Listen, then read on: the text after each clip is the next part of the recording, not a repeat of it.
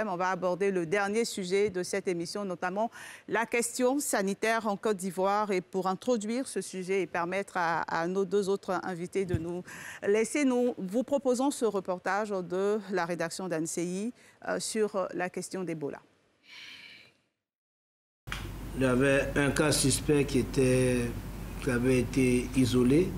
Nous avons eu les résultats. Ce cas suspect est négatif, donc nous l'avons lui ont permis de rentrer chez lui aujourd'hui.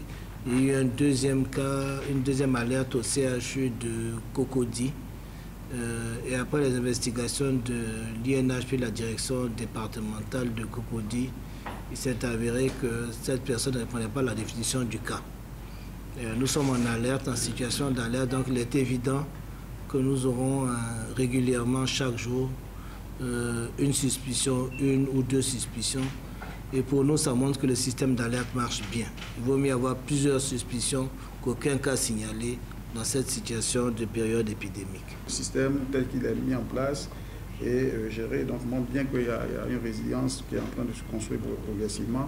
Et notre rôle, c'est vraiment de consolider ce système pour qu'il puisse faire face aux défis comme celui-là. Nous avons pu avoir 5 000 doses que nous sommes en train d'administrer. Et nous avons fait une demande supplémentaire de 16 000 doses. L'objectif étant de faire en sorte que, comme nous avons aujourd'hui une bonne connaissance des personnes qui sont arrivées, et également le voyage que j'ai fait avec mon collègue de l'intérieur et de la sécurité nous a permis de comprendre qu'au-delà de ce cas, il y avait un trafic de personnes qui se faisait au niveau de la frontière. Notre souhait, c'est de vacciner toutes ces communautés pour éviter que cette maladie se répande. Donc vous pouvez compter sur nous, compter sur la vigilance des acteurs de la santé pour protéger les Ivoiriens. Nous nous réjouissons que la vaccination va commencer à l'intérieur du pays, ce qui est très bien. Et nous avons des staffs techniques mobilisés qui vont accompagner les vaccins. Ils sont déjà prêts pour aller, au même titre qu'on avait pu donner un briefing ici à Abidjan. Ils vont continuer la même chose pour accompagner les vaccins à l'intérieur du pays et pouvoir orienter les acteurs qui vont administrer ces vaccins-là. Et pour aborder donc ce dernier sujet de ce soir, nous recevons sur le plateau deux experts en la matière. Il s'agit du professeur Beignet Bivro. Bonsoir professeur. Bonsoir madame. Vous êtes le directeur de l'INHP. Merci d'être là. Et docteur Anissé Isron, également historien de la santé à l'université Alassane Ouattara. Merci d'être avec nous. Je vais commencer rapidement par le professeur Beignet en raison du temps qui nous reste sur ce plateau. Dites-nous comment se présente la situation d'Ebola en Côte d'Ivoire. Alors la situation à l'heure actuelle, c'est une situation que je traiterai de stable pour l'instant. Nous avons eu un cas depuis le 14 août 2021 et jusqu'à présent c'est le seul cas que nous avons qui est confirmé au niveau du laboratoire. Les autres cas étaient des cas suspects, on appelle de 4 cas suspects, mais ces cas ont été analysés et ils sont revenus tous négatifs. On peut revenir sur la déclaration du représentant de l'OMS. On a annoncé des chiffres en semaine, il y a eu beaucoup de chiffres. C'était parlé de 49 cas contacts, de 50 cas contacts. Qu'est-ce que vous pouvez nous dire sur les cas contacts? Déjà, c'est quoi le cas contact? Justement, la question, c'est quoi un cas contact? Le cas contact, c'est la personne qui a vécu avec la personne qui est tombée malade, soit dans son environnement, ou bien qui a eu, dans le cadre des soins, à le toucher. Par exemple, la dame, la malade est passée au CHU de Cocody, donc il y a eu un personnel qui s'est occupé d'elle. Donc ceux-là, c'est des contacts. Je préfère dire plutôt sujet contact. Sujet contact, ok. Voilà. Et dans une clinique privée aussi, elle est passée là, il y a le personnel qui s'est occupé d'elle. Donc ceux-là aussi, c'est des sujets contacts. Mais en plus des sujets contacts, il y a le contact des contacts. Dans le principe de la vaccination contre cette maladie. On va y revenir tout à l'heure. OK, d'accord. Docteur Anissé Isron, vous qui avez longtemps travaillé sur la question d'Ebola, notamment en Guinée, comment vous analysez la situation de la Côte d'Ivoire? Comment vous la percevez? Merci. Je crois que le professeur l'a dit, la situation de la Côte d'Ivoire, elle est stable et on se réjouit en fait de la promptitude avec laquelle la situation a été traitée. Alors, est-ce qu'il faut être inquiet? Est-ce qu'il faut craindre le pire? comme a été annoncé dans le sujet. Dites-nous. Je pense que, alors non, mais attention. Non, pourquoi? Parce que la situation est différente de ce qui s'est passé en Guinée en 2014-2013. Pour quelles raisons? La première raison, c'est que scientifiquement, il y a eu des avancées. Scientifiquement, il y a eu des avancées. Aujourd'hui, il y a un vaccin qui a été développé, Ervebo, qui a été développé par MEX, qui permet, bien entendu, de vacciner les personnes contacts. Donc, sur ce point, il n'y a pas trop de crainte à avoir. Deuxième, en Guinée, ce qui s'était passé, c'est que le cas index, donc le premier cas, est décédé le 28 décembre, mais l'épidémie a été remarquée à la mi-mars. Donc, il y a eu 3 mois où il y a eu une défaillance, en fait, du système de contrôle. Dans le cas ivoirien, le premier cas a tout de suite été repéré et pris en charge. En fait, donc, la situation ivoirienne n'est même pas inédite. Parce que ça s'est passé en 2014, pendant l'épidémie de Ebola, ça s'est passé avec le Sénégal. Le Sénégal, le Mali ont eu un cas, ils l'ont traité promptement et ça s'est calmé. Bien entendu, il n'y a pas eu de réplique d'épidémie, il n'y a pas eu de contamination. Bien entendu, dans ce cas-là. Professeur Beignet, avant d'avancer à ma prochaine question, donnez-nous des nouvelles, avons-nous des nouvelles de la jeune Guinéenne, de ce premier cas. Comment se porte-t-elle? Je dirais qu'elle se porte bien. Mais, comme il a dit tout à l'heure, il faut être prudent. Elle se porte bien parce qu'elle a émergé de son du coma, donc elle arrive à parler. Ça, il y a une évolution qui est favorable. Mais il faut rester prudent, il faut la surveiller surtout pendant les 21 jours. Merci, professeur Beignet. Alors, la question que je vais poser maintenant et qui s'adresse certainement à toutes les personnes qui sont sur ce plateau, notamment les journalistes, c'est comment Ebola a pu rentrer en Côte d'Ivoire alors que les frontières terrestres, officiellement, sont fermées. Quel est votre avis, Alafé Wakili? On l'a dit, le ministre a dit, il y a des pistes et aux frontières, il y a des voyageurs qui transitent dans les villages en se faisant peut-être passer pour des riverains. De façon illégale, alors? Oui, bon, de façon illégale. Ils traversent en se faisant passer pour des riverains. Mais il semble aussi qu'il y a aussi une grosse circulation qui se fait à base peut-être de marchandises, des dérogations ou autres. Il faut tracer ça. Mais en même temps, l'autre question qu'on se pose, c'est alors qu'il y a eu Ebola, comme il a dit, il y a eu des pics, il y a eu ça en Guinée pendant plusieurs années. Tout a été fait pour qu'on n'ait pas la maladie. Au moment où la Guinée est en train d'en être débarrassée, comment se fait-il que ça se constate ici? En Côte d'Ivoire. Là aussi, c'est la question aux experts présents. Le professeur Beignet va certainement y répondre. Guillaume Bateau. Oui, la question est tout à fait indiquée. Mais rendez-vous à nos frontières. La Côte d'Ivoire est l'un des pays qui a les frontières les moins matérialisées, en tout cas avec ses pays voisins.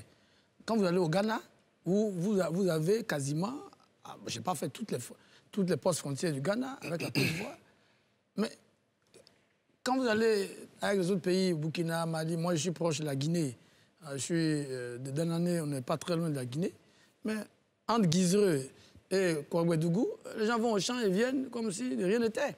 Donc la question de la matérialisation de nos frontières est une question centrale. Et ça, il faut vraiment qu'au-delà de la crise sanitaire d'Ebola et des autres crises, il faut que nos autorités s'en occupent. On en a parlé longuement. Nos frontières n'existent quasiment pas. Chacun peut aller et venir. En tout cas, dans la région d'où je suis originaire, à la sous-préfecture de Dalleux, qui fait frontière avec la Guinée, vers Sipilou, les gens vont au champ en Guinée, ils viennent à la maison le soir, tranquillement. Et c'est de temps en temps que la brigade de Danané se rappelle qu'il y a des activités à mener. Ils viennent parfois par des routes non praticables.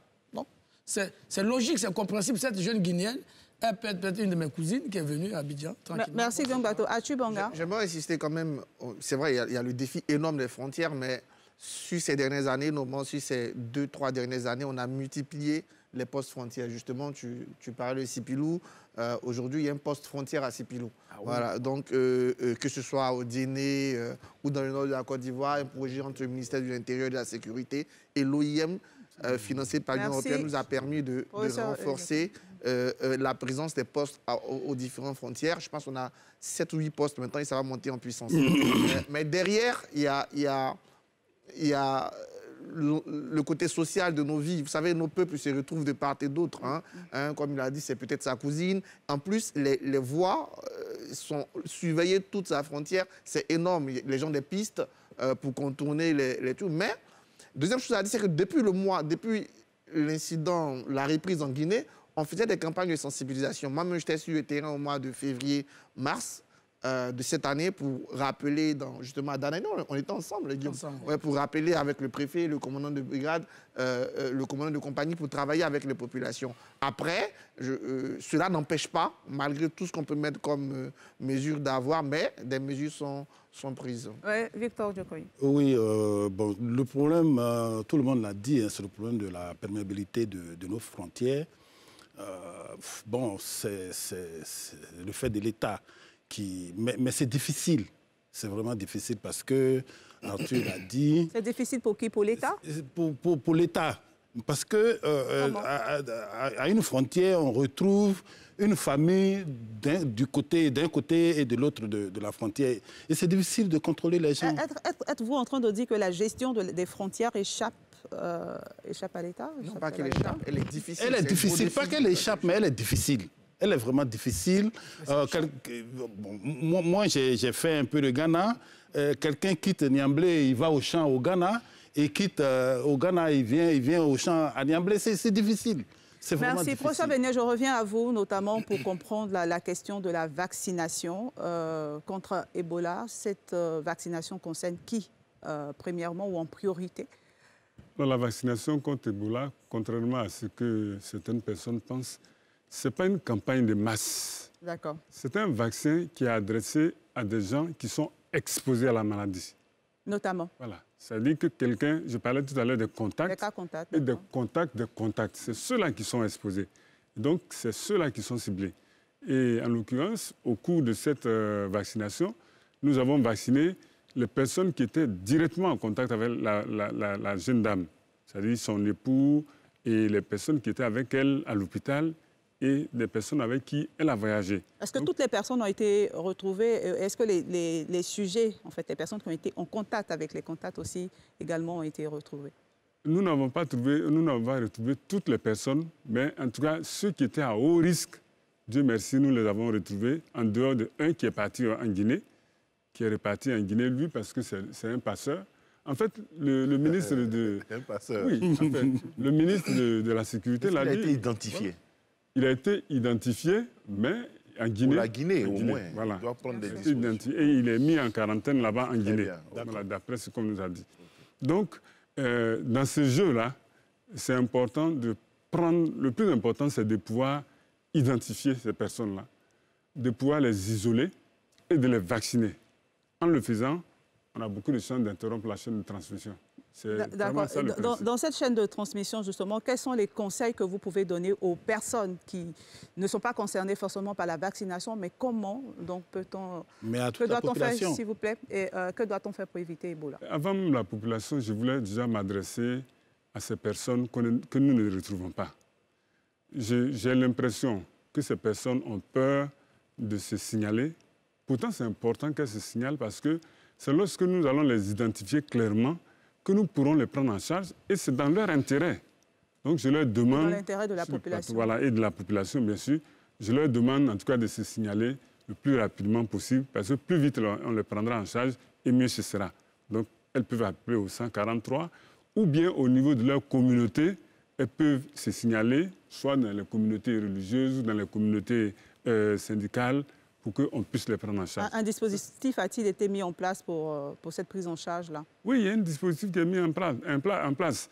Nous avons ceux qui sont isolés dans un endroit et on leur donne à manger, on prend leur température 2 fois par jour, le matin et le soir. Et je peux vous dire que tous ceux qu'on a isolés pour l'instant, aucun n'a présenté des signes évocateurs de la maladie à virus Ebola. D'accord. Donc ça, c'est déjà rassurant. OK. Avant de donner la parole à Tubanga, qui a quelque chose à dire, revenez à ma question sur comment fait-on pour éviter Ebola. Une question qui concerne l'ensemble de la population. Il faut dire que nous avons on a eu les acquis de la préparation à la maladie à virus Ebola en 2014. Ça, c'est important. Et on a eu aussi, avec la COVID-19, toutes les dispositions qui sont prises, notamment les mesures barrières. C'est un élément important. Il faut qu'on continue d'observer les mesures barrières. Qui sont? Les mesures barrières, c'est laver les mains vraiment le plus régulièrement possible. C'est valable pour Ebola, c'est valable pour la COVID-19. La distanciation aussi est importante pour Ebola. Éviter de se toucher parce que Ebola, c'est une maladie de contact. Donc, c'est une maladie contagieuse.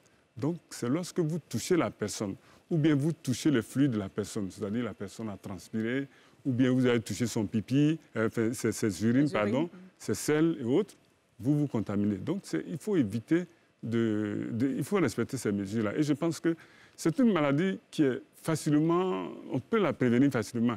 Elle est plus facile à prévenir d'ailleurs que la Covid-19. On reviendra justement sur la Covid-19. Arthur Bonga? Non, c'est surtout sur la fin de l'intervention du professeur que je vais dire. On a peut-être une maladie qui, dans son évolution, est plus gérable que la Covid par sa transmission. Je pense que là, les gestes barrières auront sans doute beaucoup plus d'importance. Et revenir aussi sur les progrès scientifiques, comme Dr Zan le disait tout à l'heure, notamment avec la vaccination, peut-être qu'ils pourront revenir là-dessus, comme c'est des spécialistes, avec la vaccination, insister sur la différence de vaccination. Ebola, pour l'instant, comme le prof l'a dit, on est sur une vaccination ciblée, mais avec le coronavirus, on a une vaccination de masse, et donc profiter de l'occasion pour inviter les gens vraiment à se faire vacciner dans ce cadre. D'accord. Alafé, vous voulez réagir? Oui. D'accord, Alafé. Au niveau des mesures, à l'époque, il y avait eu l'interdiction de la viande de brousse. Là. Ce n'est pas encore l'interdiction, la consommation, la chasse de la viande de brousse. Aujourd'hui, nous en sommes, et Dr Dran voulait le confirmer tout à l'heure, nous en sommes à un stade où la transmission n'est plus véritablement de l'animal à l'homme. La maladie est arrivée chez l'homme. La transmission maintenant, c'est d'homme à homme. C'est une transmission interhumaine. Donc on n'insiste plus trop sur la notion de ne pas manger du gibier. On peut manger ou pas? On peut manger ou pas? On peut manger, mais vraiment, ce n'est pas ça le plus important. Okay. La maladie est désormais sur l'homme. Aujourd'hui, on peut consommer la viande de brousse. Mais ce n'est pas encouragé, bien sûr, parce que quand vous allez toucher un animal qui est mort d'Ebola, évidemment, vous vous contaminez. Donc, je pense que ce n'est pas nécessaire de le faire. Ces dispositions sont toujours en vigueur, mais il ne faut pas se focaliser sur ça. Monsieur Zan. Merci, madame. Alors, ce que je souhaite rajouter, c'est qu'en plus de la définition, il faut bien comprendre, très souvent, on attend, j'ai suivi au début de l'élément, vous avez dit cas suspect, cas contact, on dit il y a 49 cas. Enfin, il y a une petite confusion parce que, bien entendu, je pense que les services de communication du ministère font un bon boulot. Et la notion de cas contact ou de cas suspect, ça, c'est pour les praticiens, si vous voulez, c'est pour les médecins, c'est pour la communauté, pour la population, on parle en général de cas alectes. Donc, on dira, par exemple, à la population, si vous avez dans votre entourage ou bien vous-même, vous avez une fièvre, je veux dire, anormale, vous prenez des médicaments ordinaires de fièvre, ça ne passe pas, vous avez des maux de tête, vous urinez, il y a du sang dedans, ou bien vous faites des selles, il y a du sang, vous appelez au 183, au 143, on va vous prendre en charge parce que c'est un cas qui alecte. Ça nous alecte et ça peut faire soupçonner un cas d'Ebola. Donc, on va vous prendre en charge. Le cas contact, comme l'a bien défini le professeur, ce sont les personnes qui ont été en contact et les personnes qui ont été en contact avec le contact. Donc, on essaie de ratisser large pour être sûr que personne n'est sorti. La chaîne de transmission. Bien entendu. Et donc, ce sont les épidémiologistes, bien entendu, qui savent comment développer les schémas pour retrouver Y. Et ensuite, quand ils les reçoivent à l'hôpital, ils essaient de faire le tri pour savoir qui peut être suspect ou pas. Donc, les populations ont intérêt, bien entendu, à signaler si vous avez été contact. Au Sénégal, ça s'est passé. Des gens sont allés dire j'ai été cas contact alors qu'elles n'étaient même pas cas contact. Elles sont allées dire j'ai été cas contact. Les gens ont fait les examens. Bon, il n'y a rien, tu retournes parce que ce n'est pas tout de suite qu'on vous prend et on vous met en isolement. Non, si vous êtes cas contact, on vous reçoit, il y a un entretien, il y a un questionnaire, on vous pose des questions. Okay. À quel moment ou qu'est-ce qui s'est passé. Voilà, donc il n'y a pas à fuir. On note bien qu'il ne faut pas avoir peur de se signaler ou de signaler un cas. La dernière question que je vais poser sur cette situation sanitaire, c'est notamment au niveau de la situation de Covid-19. On assiste à une résurgence des cas. On a eu 209 nouveaux cas hier. Qu'est-ce qui explique cette situation, professeur Beignet? Peut-on parler d'un relâchement dans le respect des mesures barrières ou d'un relâchement même dans la sensibilisation? Ce sera la dernière question et on va faire le tour de table sur ce sujet. Vous avez répondu à la question. Il y a eu un relâchement pratiquement total. Vous sortez à quel niveau, le relâchement? Au niveau des populations, les populations ne respectent pratiquement plus le port de masque. Et même le dispositif de lavage des mains, les gens ils le fréquentent très rarement. Mais il y a surtout le fait qu'il y a eu cette vague au cours des vacances. On est en vacances et Et il y a eu toutes ces manifestations de rassemblement de personnes, ces fêtes, ces baptêmes, ces mariages. Donc, c'est des occasions, surtout en milieu clos, c'est des occasions qui sont favorables à la propagation de la maladie. Je ne pourrais malheureusement pas faire le tour de table comme je l'avais annoncé. Je vais rester avec vous, professeur Beignet et Dr Zron. Justement, qu'est-ce que vous pouvez dire ce soir à cette population qui vous regarde? Vous avez parlé du relâchement. Nous, on a tendu notre micro à certains. On a fait un micro-trottoir sur la question. C'est on dit on a faim, on a respecté les règles barrières, on est fatigué, on a d'autres préoccupations. Qu'est-ce que vous pouvez dire ce soir à tous ceux qui nous regardent? Alors, ce que je peux leur dire, il y a des personnes qui sont convaincues que Ebola, c'est fini. Alors que là, on a la preuve que c'est pas... Covid-19. Ouais. Alors que là, on a la preuve que ce n'est pas fini. Et c'est une maladie qui évolue par vague. Et plus on va serrer, plus on va respecter les mesures, je pense que plus, mieux on luttera. Et on constate qu'avec le respect des mesures, l'intensité de la vague peut diminuer. On espère que cette fois-ci, ça va diminuer par rapport à la deuxième vague. Parce que nous en sommes en plein dans la troisième vague. Et un mot rapidement sur les vaccins. Alors le vaccin, il est efficace. Certains ont peur de se vacciner. Le vaccin, il est efficace, il est bon. Donc vraiment, j'encourage toute la population à se faire vacciner. En tout cas, ceux qui ont l'âge de se faire vacciner. Parce que le vaccin, non seulement il vous permet de réduire le nombre de décès, mais il permet également de réduire le nombre de formes graves. Figurez-vous que pratiquement 100% des décès que nous avons eus, c'est des personnes qui n'étaient pas vaccinées. Okay. Et 99% des personnes qui présentent des formes graves ou qui présentent une forme, c'est des gens qui ne sont pas vaccinés. Donc, il faut qu'on se fasse vacciner.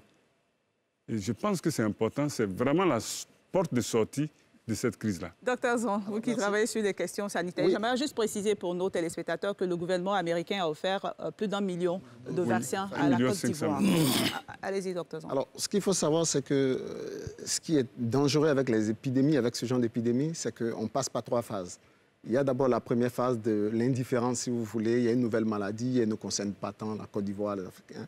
Il y a une seconde phase de peur, panique, où tout le monde essaie d'être prudent et on se rend bien compte qu'à cause en fait, des mesures qu'on multiplie, des mesures barrières qu'on multiplie, il n'y a pas de flambée épidémique. Et plus tard, on se dit, bien tiens, on résiste bien là. Donc cette épidémie-là, on l'a survendue et donc il y a un relâchement. Et c'est dans ce silence-là que les épidémies font les plus grandes victimes. C'est exactement passé comme ça avec le sida. Aujourd'hui, quand on dit aux gens, on est à 30 millions de morts avec le sida, plus de 30 millions de morts avec le sida, on n'en revient pas. Mais bien entendu, parce que dans les années 85 jusqu'à 90, il y avait un tapage médiatique autour du sida. Donc, les gens, mais quand on a dit, bon, de toute façon, le monde n'a pas disparu, enfin, la population humaine n'a pas disparu de la surface de la Terre et on a relâché un peu, le sida s'est installé tranquillement. Et donc, c'est ce qu'il y a à craindre. C'est ce qu'il y a à craindre et c'est pourquoi il faut se faire vacciner. Bien entendu, il y a des craintes, mais il faut se faire vacciner. Se faire vacciner et respecter les mesures barrières. Merci.